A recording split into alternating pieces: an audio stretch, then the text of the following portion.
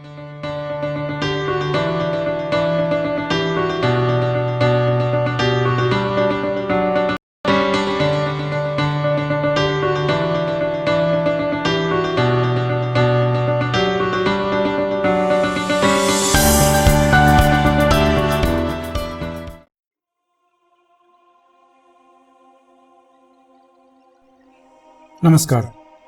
दिव्य योगासन की तरफ से आपका हार्दिक स्वागत है। आज हम अंक शास्त्र की बात करेंगे, यानी न्यूमरोलॉजी की बात करेंगे और जानेंगे कि जिनका जन्म किसी भी महीने की 7 तारीख, 16 तारीख और 25 तारीख को हुआ है, उनका स्वभाव, उनकी योग्यता, उनकी शिक्षा, उनका वैवाहिक जीवन, उनका स्वास्थ्य कैसा होगा। लेकिन इसके पहले मैं आशा करता हूँ कि आप इस चैनल को सब्सक्राइब करके हमारे आध्यात्मिक परिवार में अवश्य शामिल हो जाएं। आपको सिर्फ इतना करना है कि नीचे दिया गया लाल कलर में सब्सक्राइब बटन को क्लिक कर दें, जो कि बिल्कुल फ्री है। इससे हमारे दिव्य योगासन के नए वीडियो आपको तुरंत प्राप्त हो जाएंगे।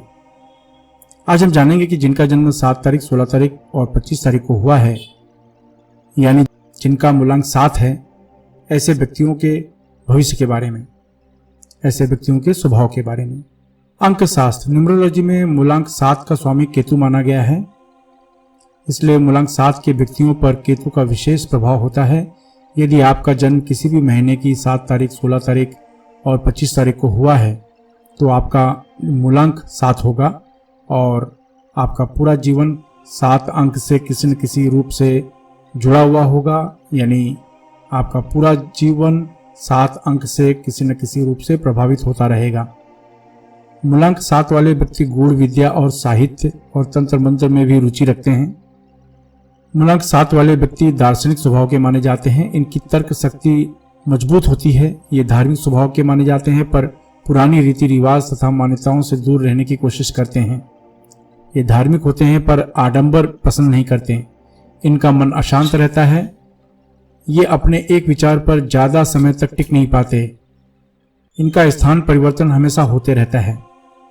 विचारों में एकाग्रता न होने की वजह से नकारात्मक विचार से भी प्रभावित होते रहते हैं, इसलिए जल्दी ये किसी पर विश्वास नहीं करते। ये समाज या परिवार में स्पष्ट वक्ता के रूप में जाने जाते हैं। ये अपनी बात मजबूती से रखते हैं, किसी से डरते नहीं। इनमें आत्मविश्वास कूट कूट कर भरा होता है। मूलांक 7 वाले व्यक्ति समाज में मान सम्मान भी प्राप्त कर लेते हैं, परंतु ये कभी कभी छोटी सी बात को इतना बड़ा कर देते हैं कि उसको संभालना मुश्किल हो जाता है। इनके कवि, लेखक, कला प्रेमी होने की संभावना भी बनी रहती है, यानी इनको इस क्षेत्र में भी कोशिश करते रहनी चाहिए। इनमें दूसरों के मन को समझने की भी क्षमता होती है। ये शीघ्र ही लोगों को अपनी ओर आकर्षित कर लेते हैं।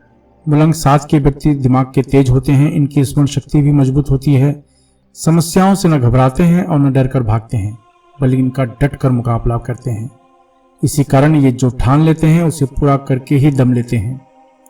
अगर किसी स्त्री का मूलांक 7 है तो उसका विवाह हमेशा धनी परिवार से होता है। अगर उसका परिवार धनी नहीं है तो आने वाले समय में वो परिवार धनी हो जाता है। बाधाएं इन्हें विचलित नहीं कर सकती। कठिनाइयों से ये कभी हताश नहीं होते, चुपचाप अपने लक्ष्य की ओर बढ़ते रहते हैं। ये लोग निस्वार्थी भी होते हैं। ये लोग जल्दी सफल न होने से परेशान रहते हैं, इसके लिए वो हमेशा दुखी रहा करते हैं। दूसरों को पैसे से सहायता करते हैं, परंतु वे काम हो जाने के बाद पैसे वापस नहीं करते हैं। ऊपर से उल्टा सीधा भी बोलते हैं। इससे इनके मन को धक्का लगता है। अगर हम इनके कार्य की बात करें तो मूलांक 7 वाले व्यक्ति कल्पना शक्ति व अपनी विचारधारा को कुशलतापूर्वक व्यक्त करने की क्षमता के कारण लेखक, दार्शनिक, आध्यात्मिक गुरु तथा कवि के रूप में अधिक सफल हो जाते हैं। इनके अलावा ये सरकारी अधिकारी, ज्योतिषी, डॉक्टर्स, टीचर, अध्यापक, न्यायाधीश, जज, काउंसलर, सलाहकार या गाइड के रूप में भी कार्य करने वाले हो सकते हैं। मूलांक 7 के प्रभाववश इनमें कल्पना शक्ति बहुत अधिक होती है। काव्य रचना, गीत संगीत सुनना इनकी रुचि होती है। अलग अलग कलाओं में लेखन, साहित्य आदि में इनकी अधिक रुचि होती है। आर्थिक सफलताएं इनको अधिक नहीं मिलती तथा धन संग्रह करना भी इनको मुश्किल लगता है। यात्रा, पर्यटन और सैर सपाटा इत्यादि इन्हें विशेष पसंद होता है। इन व्यक्तियों को यात्रा करना, पर्यटन करना, सैर सपाटा करना अच्छा लगता है। ये अच्छे वकील, न्यायाधीश और या परामर्श करने वाले हो सकते हैं। इनकी राय दूसरों को 100% लाभ देती है। इनको एजेंट का कार्य भी करते हुए देखा गया है। इन लोगों की सहन शक्ति अच्छी होती है, इनको यात्रा करना अच्छा लगता है, इसलिए मार्केटिंग क्षेत्र में भी ये खूब सफलता प्राप्त करते हैं। ये व्यक्ति जल तत्व के प्रभाव में तथा नेपच्यून और केतु से प्रभावित होने के कारण सामुद्रिक यात्रा यानी समुद्र से रिलेटेड आना जाना, व्यापार करना यानी विदेश से व्यापार करना या जहाज से संबंधित कोई कार्य करना, इन विषय पर वो बहुत ज़्यादा सफल हो जाते हैं। अगर हम आर्थिक स्थिति की बात करें, ये मेहनत के दम पर धन कमाते हैं और मेहनत के अनुसार ही धन की प्राप्ति करते हैं। ये अपना धन दान, पुण्य आदि में भी काफ़ी खर्च करते हैं। ये मोक्ष प्राप्त करने के लिए कुछ भी करने को तैयार रहते हैं। इन्हें ऐसे रोजगार व्यापार करना चाहिए जिनमें यात्राएं होती रहें तथा दूर दूर के देशों से संपर्क बना रहें। ये ऐसा ही रोजगार करते हैं जिनमें यात्रा के अवसर मिलते रहें। धन के मामले में भाग्य इनका साथ ज़्यादा नहीं देता। ये आर्थिक रूप से दुर्बल होते हैं। यदि परिश्रम करके धन जमा भी कर लिया तो भी इनका धन रुकता नहीं और किसी भी प्रकार से धन खर्च हो जाता है।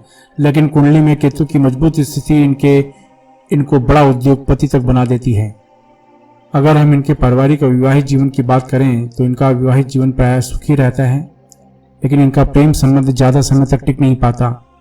इनको प्रेम के क्षेत्र में थोड़ी निराशा मिलती है। इनको प्रेम में दिखावापन पसंद नहीं आता। इनका पारिवारिक और सामाजिक जीवन अच्छा रहता है। ये अपने परिवार के साथ मिलकर कोई व्यवसाय भी शुरू कर सकते हैं। माता पिता के साथ विचारों में थोड़ा अलगाव जरूर होता है, लेकिन ये अपने माता पिता के प्रति इनके मन में बहुत ही अच्छे विचार बने रहते हैं। अगर स्वास्थ्य की बात करें तो शारीरिक रूप से थोड़ा कमजोर माने जाते हैं। ये पेट की बीमारी से हमेशा परेशान रहते हैं। इनके डिप्रेशन में भी जाने की संभावना बनी रहती है। डिप्रेशन का अर्थ है नेगेटिव थॉट्स। जब नेगेटिव थॉट्स बहुत ज़्यादा हो जाते हैं, नेगेटिव विचार बहुत ज़्यादा हो जाते हैं, तो डिप्रेशन ये एक मानसिक बीमारी उत्पन्न हो जाती है। इसके अलावा ब्लड प्रेशर की समस्या, त्वचा की समस्या, पैर की समस्या, नज़र कमजोर होना इत्यादि रोगों के चपेट में आने की संभावना बनी रहती है।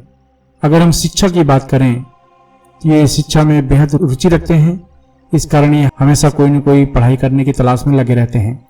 स्वास्थ्य के कारण इनकी प्राथमिक शिक्षा में कुछ व्यवधान आ सकता है, परंतु व्यावसायिक और उच्चतम शिक्षा में ज़्यादा दिक्कत नहीं आती। अगर इनकी कुंडली में केतु कमजोर है तो इनके पैरों में तकलीफ बहुत ज़्यादा होती है। इनको कोई न कोई विदेशी भाषा का ज्ञान अवश्य रखना चाहिए। विदेशी भाषा कोई अपना कैरियर भी बना सकते हैं। विदेश यात्रा तथा वहाँ अपना निवास स्थान भी बना सकते हैं। इनकी रुचि कला एवं गुप्त विद्या में भी होती है। ये गुप्त तथा धार्मिक ग्रंथों को पढ़ना पसंद करते हैं। ये परीक्षा में हमेशा सफल होंगे ऐसा नहीं होता। असफलता के बाद भी ये हिम्मत नहीं हारते, इसलिए ये अपने कार्य में सफल हो जाते हैं। इन लोगों के अंदर खोज व रहस्यों को जानने की जिज्ञासा बनी रहती है। इस कारण ये रिसर्च कार्य करके अपना नाम कमा लेते हैं। ये इंट्यूशन के माध्यम से अपने सामने वाले का चेहरा तक पढ़ने में समर्थ हो जाते हैं। ऐसा व्यक्ति अच्छा ज्योतिषी तथा आध्यात्मिक पुरुष भी बन सकता है। हमारी सलाह यह है कि किसी से सलाह न लेना ये आपकी कमजोरी है। क्रोध की वजह से आप अपना काम बिगाड़ देते हैं, इसलिए मन पर नियंत्रण रखें। कार्य में भावुकता की जगह नहीं होती। समय को न पहचान पाना या समय पर फैसला न कर पाना यह आपकी बड़ी कमजोरी है। इसे दूर करें। अपने बेहतर भविष्य के लिए धन अवश्य जमा करें, इस बात पर ध्यान दें। केतु मंत्र का जाप करना चाहिए आपको। हनुमान जी की उपासना करनी चाहिए। आपकी शुभ दिशा दक्षिण है। आपके लिए धूम्रपान व शराब पीना हानिकारक है, क्योंकि केतु मोक्ष का कारक है। अगर आप धूम्रपान या शराब पीते हैं तो इससे आपके आने वाले कार्यों में रुकावट पैदा होगी। आपके लिए 1, 2, 3, 5, 7 और 9 मूलांक वाले व्यक्ति आपके सच्चे मित्र साबित हो सकते हैं। लहसुनिया यानी कैट्स आई का धारण कर सकते हैं आप। रविवार, सोमवार, गुरुवार आपका शुभ दिन माना जाता है। नियमित योग, ध्यान, प्राणायाम अवश्य करें। आशा है ये बातें आपके कार्य को सफल बनाएंगी। इसके अलावा लोगों में आध्यात्मिक ज्ञान के प्रति जागरूक करने के लिए हमारी संस्था दिव्य योगाश्रम अलग अलग शहरों में 2 दिन का कुंडलिनी ध्यान शिविर आयोजित कर रही है। इसमें भाग लेना बिल्कुल फ्री है, एकदम निःशुल्क है। इसलिए अगर आप अपने शहर में सीखना चाहते हैं तो नीचे डिस्क्रिप्शन में लिंक दिया गया है, जहां पर आप अपने शहर में सीखने के लिए बुकिंग कर सकते हैं। इसके अलावा जो चैरिटेबल ट्रस्ट, संस्था या योगा केंद्र चला रहे हैं वे अपने ग्रुप में निःशुल्क कुंडलिनी ध्यान का आयोजन करवा सकते हैं। आप अपने जीवन में हमेशा तरक्की करें। इसी शुभकामना के साथ धन्यवाद।